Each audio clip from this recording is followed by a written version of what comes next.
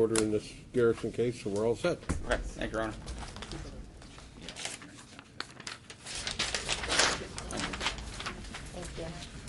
Your Honor, next ready on Smith, number 4 on criminal docket, and I think Mr. Fair is going to strike another matter. Smith.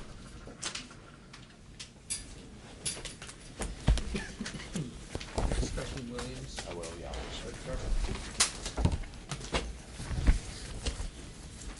Okay, this is the matter of Garrett Smith, 131-01035-6. Case was transferred to my department because apparently Judge Collier had a conflict that prevented him from continuing as the judge. The matter is set for trial on the 1st of December. And I note that's, I think, the 6th or 7th set in the case, November 26th to 1:30 for readiness. It's on today on the motion of the, and it's also set for, if I remember correctly, a pretrial motion hearing on Monday, November 24th in the afternoon. It's on today for a motion to withdraw as attorney by the two attorneys involved in the case.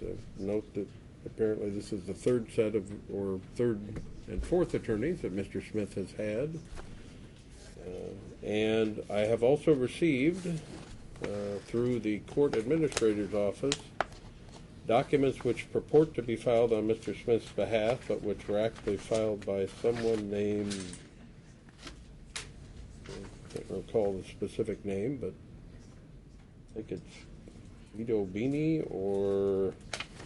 There's Guy Beanie and Tracy Eccles. I believe, was the person who filed them, requesting accommodations under the Administrative or Americans with Disabilities Act. So for the record, Mr. Smith, were you aware of these filings? Yes, I was, Your Honor. Or were these filings at your request? Yes, Your Honor. Okay. Well, I'm going to rule on them today as well. There seems to be some indication that you're requesting that you represent yourself in the case, although I don't have a motion to that effect. Your Honor, I'd note that I do not believe my office has received a filing of a copy of what you just referenced to being filed by the Well, of course, Administrative Disabilities Act requests for accommodation aren't automatically part of the file. Portions of this will be the file, but they're handled through the administrator and the court system. They're separate from the adversarial proceedings. So. But I do need to rule on them, and I can tell you, Mr. Smith, as a starter, that the requested accommodation, which is that instead of having trained legal personnel represent and assist you, that you have untrained lay personnel either accompany you or be present with you at court appearances, or provide you with clerical assistance such as transcription, typing, and submission of documents to the court as part of your legal proceedings, will not be granted. That would fundamentally change the nature of these proceedings, which is the basis for denial. While if you're competent, you have the right to represent yourself, although it's almost never a good idea and wouldn't be in this case, and you have a right to be represented by an attorney. You do not have a right to be represented by or assisted by non-trained personnel in legal proceedings. And the Administrative Americans for Disabilities Act notwithstanding, I will not grant that sort of accommodation. The rule allows attorneys to assist you as an accommodation method, even in a civil case. Of course, it's the criminal case, but it would create a whole new set of problems if I were to decide that you could get rid of counsel and get non-counsel to come in and try to represent you. That's simply not permitted in our system. So your request for accommodation in that regard is denied. Now, with regard to the motion to withdraw as attorney, what's the basis? The basis, my basis is that Mr. Smith, when meeting with him last week with Ms. Townsend, told me that I was terminated and that he requested that I file the motion to withdraw, that he intended to represent himself going forward. There's been a fundamental breakdown in communication. Mr. Smith has requested to represent himself in the past, and we just can't come to an agreement on things such as like the ADA accommodation, other issues in the case which aren't appropriate to bring up under RPC 1.6 right now. So that's the basis for my motion. I'm required under the RBC to bring it. Go ahead. I'm not really certain at this point, other than I was requested by my client to request to be withdrawn. He's been advised by me that this is not in his best interest. We don't have a fundamental breakdown. I actually represent Mr. Smith on his divorce case and still represent him in his divorce case. And he is aware that we have these motions pending and trial is set. And I believe he's under some misguidance by outside influences who are telling him there's things that he'll be able to do if he doesn't have a lawyer that I have counseled him on that I don't believe he'll be able to do with or without a lawyer. One of which was with regards to the ADA and having non-lawyers represent him. I did counsel him with regards to the fact that in a criminal proceeding he's entitled to have appointed counsel. So the ADA is not going to give him counsel where one wasn't going to be appointed to him anyways. So he's getting information from outside sources that conflicts with advice of counsel, and so there's kind of this constant trying to override bad information to helpful information. But I'm here because he asked me to file a motion to withdraw. I cannot say that he's not competent. He's very competent, but I do believe that there's undue influence into his decision. We did plead diminished capacity based on his autism. And so Mr. Foster is expected to testify at trial with regards to how that impacts his decision-making and his reactions to things. But, you know, and I'll try to answer other questions that the court has. I'm just trying to respect his request as bad as I think it is. Okay, Mr. Smith, apparently this is something I need to hear from you about. Yes, Your Honor. Thank you for the opportunity to speak this morning. My comments will take only 2 minutes. They are very important. The charge against me is extraordinarily serious. That seriousness is exceeded only by my devotion to my life, my family, my work, and the causes that I believe in that include support of the abused and oppressed. I have simple and important reasons for terminating my counsel and desiring to represent myself. First, their refusal to defend me and confront the prosecution by notifying the court of blatant fabrication of false evidence used to create false charges that radically escalated bail last December.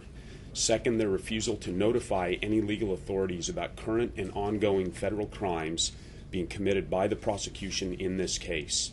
Third, denial of my access to some of the tampered evidence and refusal to conduct elementary authenticity verifications with eyewitnesses combined with a persistent unwillingness to acknowledge proof of its fabrication. And fourth, they're manipulating and pressuring me that after over a year of setovers, I had to select bench or jury trial before the next readiness hearing in order to avoid another delay, only to get one anyway because somehow 17 months wasn't enough time for the prosecution to interview my 4 witnesses. By allowing the prosecution to repeatedly and boldly lie in court about me, my family, my work, this highly prejudiced case, and the truth, my counsel has enabled the very manipulation that they now so ironically accuse me of being vulnerable to. As if a neurodisorder like Asperger's syndrome is something to judge against me.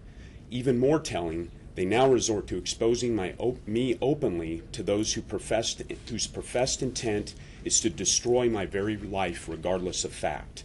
And this from a professional letter I naturally presumed was protected under the honor code of attorney-client privilege, and in which I included a private signed witness for the express purpose of vindication against their disturbing misquote, in which I clearly instructed for all discovery to go to a suitable agent, not blindly to uneligible employees pretending to be my lawyers as so ridiculously alleged.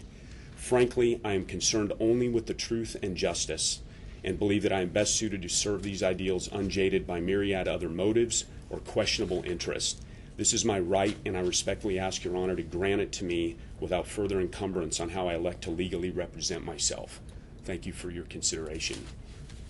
All right, Mr. Smith, if you're indicating you wish to represent yourself, I'm required to ask you a number of questions to make sure that you are in a position to do that. First of all, what's your educational background? I have a Bachelor of Science in Mechanical Engineering. All right. And have you any legal training? Primarily in energy law, but not necessarily in criminal law, except for this case. Have you ever been through a trial or legal proceeding before in court where you actually had to be a witness or defendant or Only as an expert witness. Have you testified as an expert witness in a criminal case or No, something? Your Honor. Right. And, Mr. Smith, you understand that your trial is scheduled for December 1st. That's only about 3 weeks from now. And normally, one of the things I have to look at in terms of continuing the case, especially where it's been as in this way, continued in a number of times, or granting your request, is whether it's timely.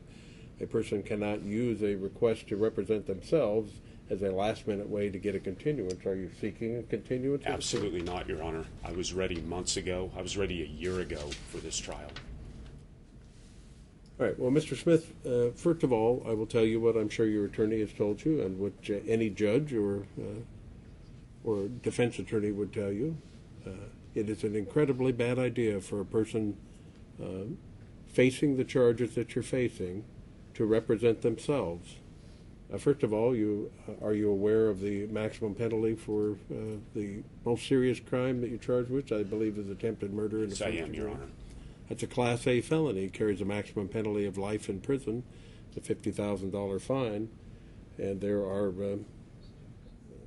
substantial penalties even if you don't get the maximum because of the scoring system that we use. So if you're convicted of that crime, you're looking at most of the rest of your life probably in prison. Do you understand Yeah, that? extraordinarily serious, and it's absolutely not what's happened in this case at all, and the evidence verifies it. As I previously mentioned, our system allows you the right to represent yourself, not because we think it's a good idea, but because you have a constitutional right to do that. It's presumed that you may screw up your case, that you'll foul it up because you don't have the legal training necessary to do it. And I'm sure your attorneys have told you, and you must be aware that the process of a trial is not simply getting up and saying whatever you want and putting in whatever you and your friends or people that are assisting you think is appropriate to bring in. Do you understand that? I do understand There are that. rules of evidence, and I am required to enforce them against you just as I would anybody who was represented by counsel. If you try to bring in hearsay or irrelevant evidence or evidence that doesn't have anything to do with your case, then I will stop you from doing that upon objection. And I would expect you to hold the same standard to the prosecution, Your Honor. I will. Upon appropriate motion and objection, I'll rule on them, and whether you agree or disagree with those rulings, you'll be bound by them. You'll be bound to question witnesses in the appropriate way and to present your own witnesses for questioning the appropriate way. And despite the requests that you have made, you will be required to do those things on your own. In other words, your other people are not going to be able to do it. If you're representing yourself, you're representing yourself. You're the person who's expected to do it.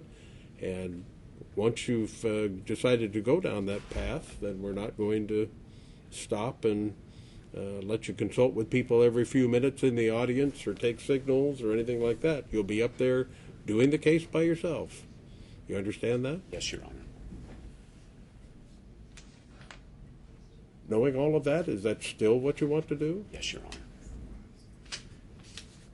If you have any questions about the legal process that you're about to engage in. Just one question. I was advised that I could still receive a, I guess it's termed stand-in counsel, someone who could just help me with some clerical work while I'm incarcerated. Well, you're not entitled as a matter of law to stand in counsel. Okay. I mean, if attorneys want to voluntarily do things to assist you on the side, they can do that to some extent. It's fraught with peril from the attorney's standpoint because then they don't get to control the outcome of the case. You're in charge of that. So if you foul it up, then if they're too heavily into it, then they may be liable for any mistakes that you may have committed. So most counsel don't want to be standby counsel. If they want to be involved in the case, they want to control the case.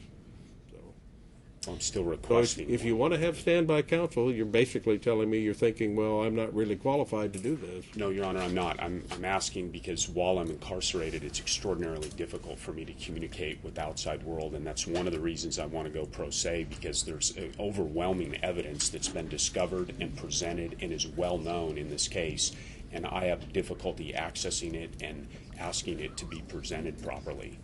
Well, that's true. That does make it difficult that you're in custody, and obviously I'm not going to change your custody status because you because you've decided to represent yourself, but I can only indicate if you apply for clerical assistance or things of that nature and it's properly done, not people you select, but for example, you want a subpoena done, that sort of thing, you can apply to the court for it just like anyone else could, but you'll have to do it properly and in a timely manner. And of course, as I mentioned, you're only about 3 weeks or 4 weeks away from trial, so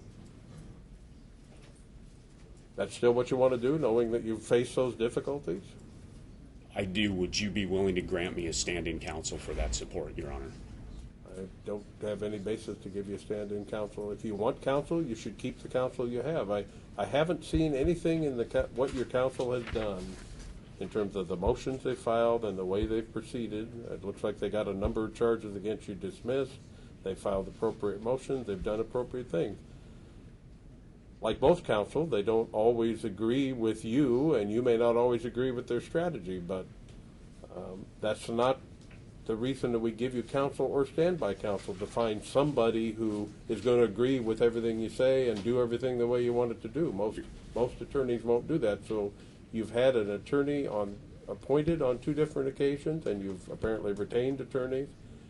Those people are competent to represent you. If you want them to represent you, I'll leave them in the case. If you want to represent yourself, then you'll have to do it on your own. I'm not going to appoint you other counsel for that. Your Honor, I understand that, and I'm simply seeking someone to represent the truth, and that's the position I'm taking. I'm only asking for clerical assistance of a stand-in counsel.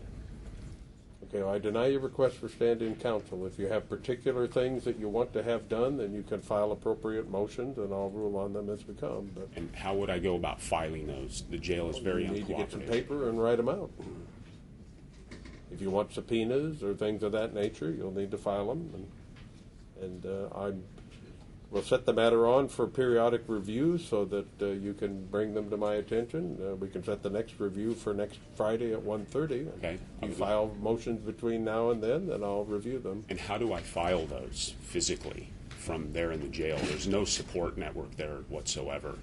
I'm registered for the law library, and it takes 3 months to get I have things access get to me to from the jail all the time. Believe me, I get a constant stream of written correspondence from people in the jail. So if So you do I mail those get to your you then? documents together and you want to have them considered by the court, just ask the jail to process them over to my office, and I'll make sure they get squared away. If you don't have them between now and the 14th, then bring them with you on the 14th. Okay, thank you, Your Honor. All right, I'll grant your motion. Allow the attorneys to withdraw. They'll need to transfer whatever documents they can under the court rules to you, and we'll be ready to proceed then with the next review hearing on Friday at 1:30 on the 1:30 docket, November 14th.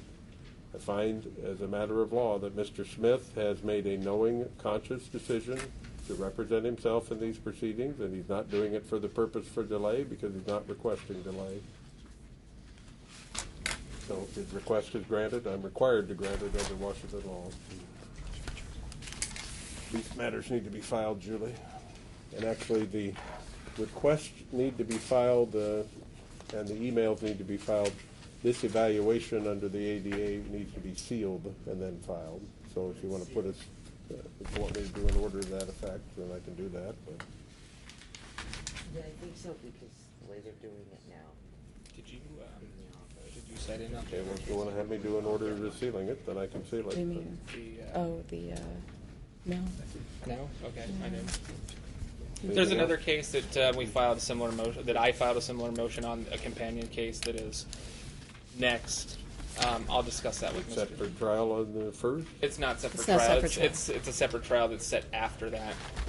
Are you asking your attorneys to withdraw in the other case as well? And you I am. represent yourself? I think that's what Mr. Smith had wanted on the other case as well, and that's set, will be set after his other Okay, trial. I need Mr. Smith, are you indicating it for the record? I don't know the case number. What is it?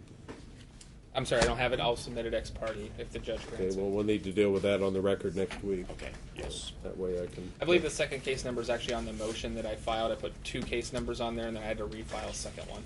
Okay, we'll bring your proposed order with you on or submit it on the 14th, before the 14th, and I'll look at it then. Your Okay. citation for that case number to next Friday afternoon's docket. Okay. I'm out of town next Friday, but I'll have somebody here on my behalf. Thank you. Okay? You're going to get copies.